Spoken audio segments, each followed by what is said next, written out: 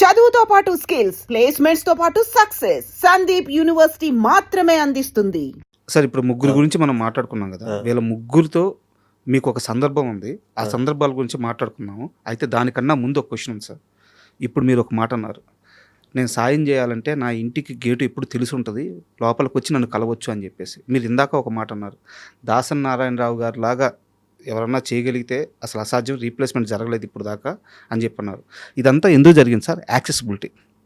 నీడున్న మనిషికి మీరు అంత యాక్సెసిబిలిటీ ఉన్నారన్నమాట. అయితే ఇక్కడ నా క్వశ్చన్ ఏంటంటే, గతంలో మీరు మాట్లాడుతూ ఇండస్ట్రీ పెద్ద చిరంజీవి గారే, చిరంజీవి గారు ఆ స్థానాన్ని భర్తీ చేశారు, ఆయన ఆదుకుంటున్నారు అని చెప్పి అన్నారు. 100% కరెక్ట్. బట్ చిరంజీవి లాంటి వ్యక్తికి చిన్న చిన్న నీడున్న వాళ్ళు కలవలేరు కదా సార్. అవును. సో ఆ యాక్సెసిబిలిటీ ఉండే, ఆ స్టార్డమ్ ఉండి, ఆ ఆరా ఉండి, ఒక దాసరి నారాయణరావు లాంటి మనిషిని ఇండస్ట్రీ ఎందుకు మళ్ళీ క్రియేట్ చేసుకోలేకపోయింది? మెగాస్టార్ చిరంజీవి గారే. ఆయన చేయట్లేదు అనుకుంటున్నారు మీరు? ఆయన చేసే గొప్ప పనులన్నీ నాకు తెలుస్తా కదండి. అసలు ఆయన్ని వేలెత్తి చూపించే అర్హత ఎవరికీ లేదు. ఆయన చేసే గొప్ప పనులన్నీ నాకు తెలుసు. నేను అనేది యాక్సెసిబిలిటీ సార్. చిరంజీవి గారు దొరకరు కదా. అంటే దాసరి నారాయణరావు గారి దగ్గరికి వెళ్ళినంత ఈజీగా చిరంజీవి గారి దగ్గర అది కదా. ఇక్కడ ఒకటి ఉంది సార్, అదే చిరంజీవి గారు నాకు ఫోన్ చేసి, హనుమంతరావు కష్టాల్లో ఉన్నాడు, పొట్టి వీరయ్య కష్టాల్లో ఉన్నాడు, సూర్య గారు మా తల్లి ఆవిడ టీవీలో చూసి ఆయనతో చెప్తే, ఆయన అత్వాలు టీవీ చూడాల్సిన పర్లేదు, ఆయన 24 hours బిజీగా ఉంటాడు ఆయన చిరంజీవి గారు. ఆవిడ చూసి చిరంజీవి గారితో చెప్తే నన్ను పిలిచి ఇంటికి పిలిచి, శివాజీ ఈ 2 లక్షలు పొట్టి వీరయ్యకి ఇచ్చాయి, ఈ 2 లక్షలు హనుమంతరావుకి ఏదో హాస్పిటల్లో ఉన్నాడంట, ఇవి ₹1,00,000 వాళ్ళకి. ఆయనే ఇవ్వక్కర్లేదు కదా, ఆయన డబ్బే కదా మా చేతితో తీసుకెళ్ళి ఇచ్చింది. అంతే కదా కదా. అంటే ఆయన కలవటం కష్టం అనుకున్నా కూడా ఆయన ఇండస్ట్రీని 24 క్రాఫ్ట్స్ని అబ్జర్వ్ చేస్తున్నాడు దాని గురించి చెప్పాను. కరెక్ట్. అంటే దీనికోసం అడిగింది. నేను తమ్మారెడ్డి గారిని ఇంటర్వ్యూ చేశాను. తమ్మారెడ్డి గారిని ఇదే క్వశ్చన్ అడిగాను. చిరంజీవి గారు సహాయం చేయడానికి రెడీగా ఉన్నారు, ఆయన చెయ్యి ఎప్పుడు సహాయం చేయడానికి రెడీగా ఉంటుంది.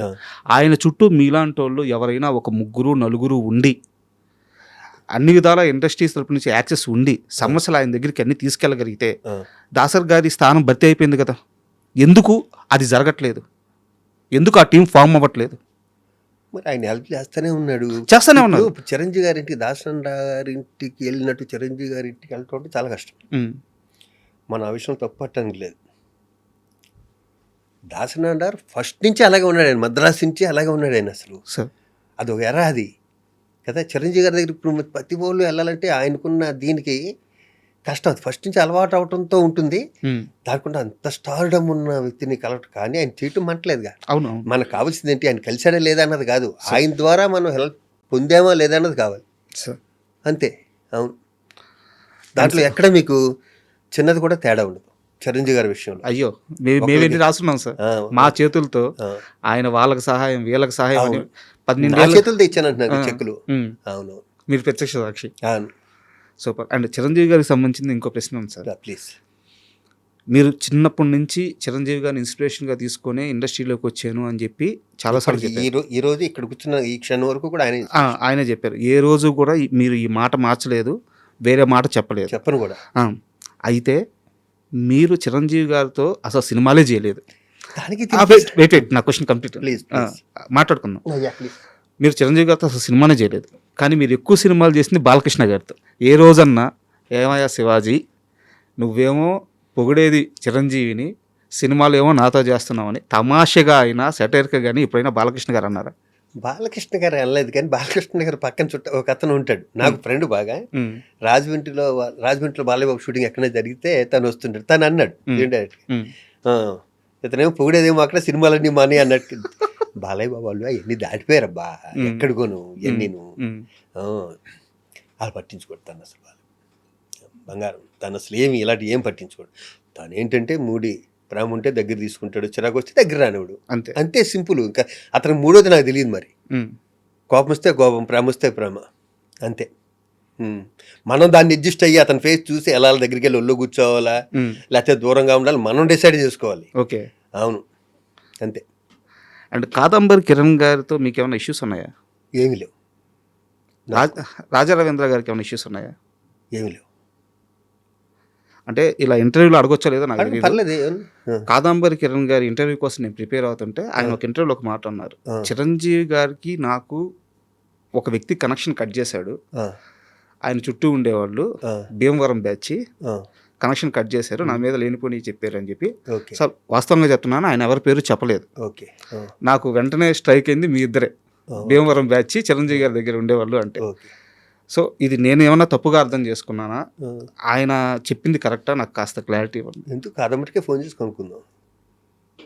నేను చిరంజీవి గారి దగ్గరికి వెళ్ళి ఇంకోటి కంప్లైంట్ చేసే అంత ఓపిక నాకు లేదు ఫస్ట్, సార్ అంత టైము ఓపిక ఆయనకి లేదు. మ్. నెంబర్ 1. ఉమ్, నేను కన్నా కోపం వస్తే నేనే డైరెక్ట్గా అడుగుతాను తప్పితే సార్ పైగా కాదంబరి కిరణ్ కుమార్కి నాకు ఏముంటాయి, ఉమ్, నన్ను బావ అంటాడు మొదటి నుంచి కదా.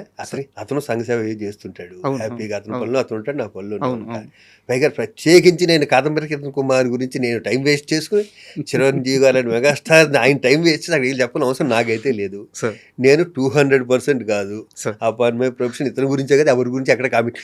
నేను కామెడీ చేస్తానేమో కానీ సరదాగా ఎంజాయ్ జోకులు, పర్సనల్ జోకులు వేసుకుంటాను కానీ నా ఫ్రెండ్ సర్కిల్లో సార్ ఇలాంటి దరిద్ర పనులు మాత్రం నేను చేయను.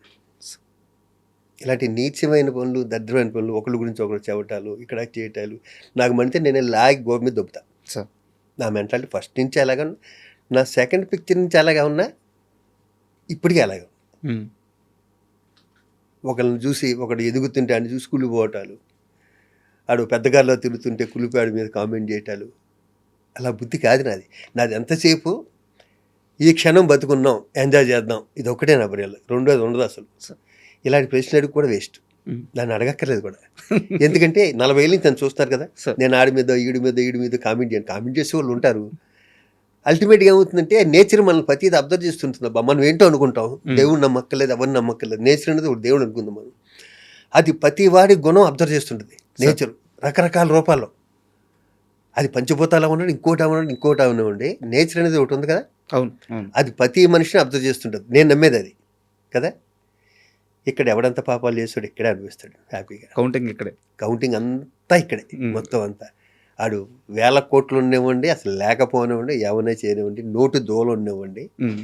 అన్నిటికీ ఇక్కడే శిక్ష ఉంటుంది వాడికి. అవును.